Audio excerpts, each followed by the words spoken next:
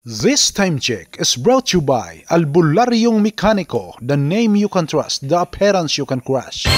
Pastilan kanindot na mag-introduction. Ang paghahisgutan pala natin ngayon, isang Chevrolet Trailblazer galing pa ng Compostela, Cebu. Ang naging issue nito ay biglang tumirik ang makina at syempre dinala agad ng may-ari sa espesyalista. Ambot lang pugkaha kung asang hospitala, wala sa kapangutana niya. Unya-unya unsabsag kuno'y resulta. They found out na dead on arrival na raw. Mao ba? Sige tiwas sa tiwas. Musupak yun ka bisag mao'y gingos tag-iya.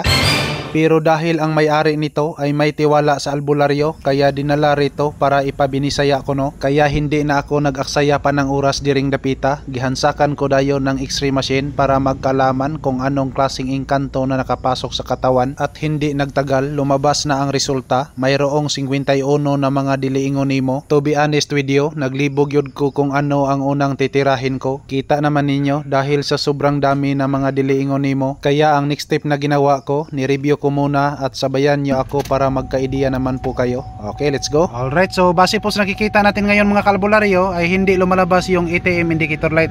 Ibalik natin ignition off, ignition on. Ayan o. So wala po tayong nakikita na ATM indicator light rito. So itry lang muna natin i-crank. Ayan o. So hindi talaga umaandar. So ngayon, titingnan na lang natin, titirahin na natin to, baka maunahan pa tayo ng iba. Ang una kong tinitira rito, sinilip ko ang lahat na fuses at release dito sa mismong engine bay fuse box, pero wala akong nakita na problema, kaya nag-proceed ayon ko sa step 2. So ang next step na gagawin natin rito, ipalabas natin ang BCM o tinatawag nating body control module para malinisan natin. Yon, so gipang-ibot ko ang lahat na fuses rito at baka magtaka kayo na hindi ko pinakita sa video ang paglinis ng BCM. Pasensya na po dahil di pala na-save yung video. Basta ang dalawang box rito ay nalinisan ko yan, kaya ang ginawa ko ay pinasirit-siritan ko naman. Dating gawi, ganito talaga tayo pag magtirada. Palaging walang kumpiyansa kahit maubos pa yung isang lata. To make the long story short, ito na po yung nakita ko. At pansin natin ngayon mga kalbularyo ay mayroong nilagay dito na wire. Ayan o. So ibig sabihin ay mayroon ng nagkaraw-karaw nito. At ayan o. Nilagyan ng wire ito. Ayan. So ang gagawin po natin rito, kasi isa po ito sa mga suspect na magkakaroon ng lost contact. So i-trace up po natin to, yung dalawang contact rito, at dito natin yan tingnan kung saan yan nakalagay. Ayan, so katatapos lang po nating nalinisan yung fuse box rito, pati na yung BCM ay nalinisan na din natin.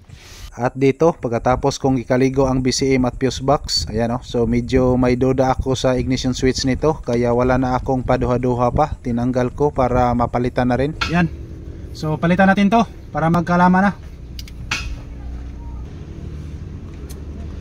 Okay, so ito po ang ating ipagpalit at ito naman yung luma. Ayan, so katatapos lang po nating nagpalit ng ignition switch at ito naman yung luma. Okay, so tingnan na lang natin kung aandar ba ang makina, kasi dati ay wala po itong check engine light na lumalabas o tinatawag nating ATM indicator light. So ngayon subukan natin, ignition on. Ayun, so kita nyo ngayon ay lumalabas na ang ATM indicator light. So ngayon subukan lang muna nating pandarin ang makina kung aandar ba. Okay, engine start. Ayun. Alright, so kita nyo ngayon ay umaandar na ang makina. Okay, so sa may mistorya ni mo karanyor? Problem solved. Problem solved. Ayan, so ganyan lang po ang ating ginagawa. Linis-linis lang po ang katapat.